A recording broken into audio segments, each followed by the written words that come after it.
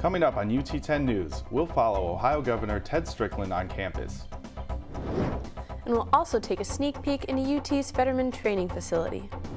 Plus, Paul Webb breaks down the Rockets' tough loss in Oxford. Your news in 10 minutes starts now. Thanks for joining us. I'm Brian McCauley. And I'm Hillary Jones. Governor Ted Strickland came to UT last Thursday, naming the university a Center of Excellence in Advanced Renewable Energy. The governor met with UT's President Lloyd Jacobs to tour the Research One facilities. Strickland was introduced to technologies that he says will have a great impact on Ohio. Research that is leading to, as the president says, commercialization, and commercialization leads to job creation, and job creation is so essential to the well-being of our people. UT is now one of 9 centers of excellence in Ohio focusing on advanced renewable energy. Last summer, UT began major renovations on 2 main campus parking garages. Students and faculty have seen parts of the garages crumbling. Although no cars have been damaged, the load-bearing beams are being repaired to make the structure safer. Construction equipment is blocking many spaces in both garages, and the lack of parking will continue to be an inconvenience for students, faculty, and staff. Facilities and Construction does not expect to finish the project until sometime next year. UT will soon have a new $9 million athletic center. The Fetterman Training Facility is being built next to the Savage Arena. Assistant Athletic Director of Operations and Events Tim Warga says the new building will provide student athletes with more practice areas. Of course, the largest portion of the building is going to be an indoor practice area for our football, women's soccer, women's track, baseball, and softball. The facility will also include an indoor basketball court as well as a golfing area. Warga expects the training center to be finished by January 1st. UT is offering 8th grade students a chance to receive $10,000. The Scholarly Savings Program gives prospective UT students an opportunity to earn $2,000 a year for 5 years towards their college education. To be eligible for the scholarship, students must meet their own schools and UT's admission requirements, which includes maintaining a 3.0 and completing core classes in math, science, and English. External Affairs Associate Vice President Kevin Kuchara says this program will attract more students to UT. More scholarships, more students, better prepared students, more chance for success at the university. It's going to weigh out very well and play out very well for us, I think. 8th graders will receive the first $2,000 in their accounts this spring. Welloween, UT's annual health expo, was a huge success on Friday.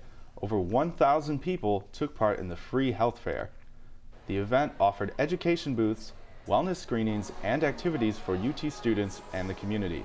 Seasonal flu shots and swine flu mists were also available. The program coordinator, Angie Green, says Welloween is more relevant this year than ever. We really want to increase the awareness of the health and well-being of the university community, and by offering these health screenings, it allows participants to know what areas they might be at risk or concerned about, and what they can do to help lower their risk. Welloween is an annual event that began in 2001. And speaking of being well, the Rockets football team dealt with a number of big injuries this weekend. Yeah, that's right, and we'll take a look at who went down in the big game. Stick around and we'll be right back in just a moment with Paul Webb and your Rocket Sports.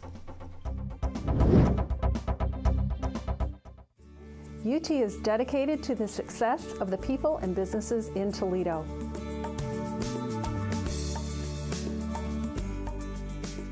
To energize our local economy, UT created University of Toledo Innovation Enterprises. Here, innovative businesses are being developed and in turn stimulating job creation, thus improving the economy and quality of life in Toledo.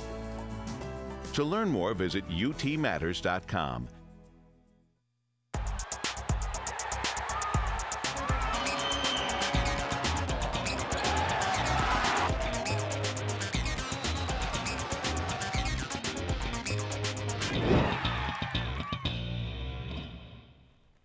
Welcome back. I'm Paul Webb, and this is your UT10 Sports.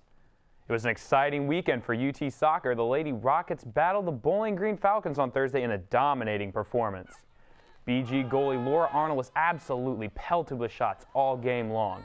Here she is forced to make a diving save as Rachel Kravitz belts one at the net. But she could only bend so far as you see Molly Cornwell passing to Allie Leak, who heads one in for the game-winning goal. The Rockets went on to win the game 1-0. In action again on Sunday, the Rockets played the Ohio Bobcats in the first round of the MAC tournament. They beat OU 3-1 and will now travel to Central Michigan on Friday to face the #1 seed Chippewas. And on the men's side, the football team traveled to Oxford on Saturday to battle the Redhawks, and it was a less than stellar performance. Aaron Opelt got the nod, but on the first drive, he throws a pick six, and Miami takes a quick 7-0 lead. But the Rockets came right back as DeJuan Collins punches one in to tie it up. But the first half was all downhill from there. Miami freshman quarterback Zach Dysert's passing attack was too strong as he throws a Red Hawk touchdown. He had over 400 yards of total offense. And at insult to injury, Miami kicker Trevor Cook hits a 55-yard field goal to end the half at a score of 24-7. But after the first half speech, the Rocket offense came out firing as Eric Page hauls in a Rocket touchdown. And then it's Page again, but this time a little bit of trickery. He gets the reverse, and he looks to throw, but he pulls it down and sprints to the pylon and squeaks one in for the Rockets. With a minute left and trailing only by a touchdown, the Rockets are on the 10-yard line. Danny Noble catches a pass, and touchdown is the call on the field, but wait just a second. The booth reviews the play, and as you can see here, Noble fumbles the ball, which bounces inside the 1-yard line and then skips off the pylon. The result of that review? It's a touchback in Miami football. Miami ran out the clock and won the game 31-24. Coach Beckman was less than thrilled with the performance. I don't think it was preparation. I just don't think it was anything that you can stick your finger on. We've got to make sure that we find out what it was and make sure that these players understand that when you're trying to build a program, this is not acceptable. Well, guys, more bad news from Oxford. Both Aaron Opelt and Austin Danton went down. Opelt with his shoulder, Danton with his ankle. I think we're going to need those guys as we play Central Michigan in our next game. But we do not face the Chippewas until next Wednesday, 11 days to rest. Hopefully they can get rested up and are ready to go. Yeah, well, hopefully Alex Petit, our third-string quarterback, can get out there and show them what they've got. We'll certainly keep our fingers crossed we can use a win next week. And stick around, we'll be back in a moment with more UT10 news.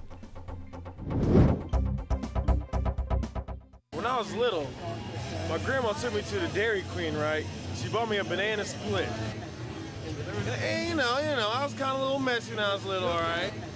Then the bee got in the car. My grandma's like, baby, don't swing at the bee, because the bee won't hit you. Don't swing at it. I didn't swing, and guess what happened, Grandma? The bee stung me. I swing at bees because they'll sting you anyway, because they're ruthless and they have no soul. Students and faculty are taking the stage at Murphy's Place. UT Jazz Night is held at 8:30 on the second and fourth Mondays of every month. The event costs $3 for students and seniors, which helps the Toledo Jazz program.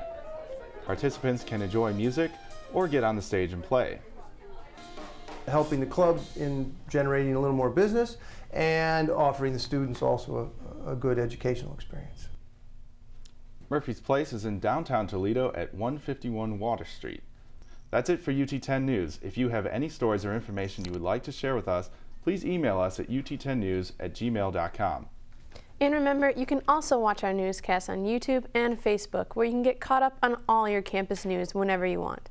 For Brian McCauley and Paul Webb, I'm Hillary Jones. Have a great week and stay tuned for more news from the UT campus.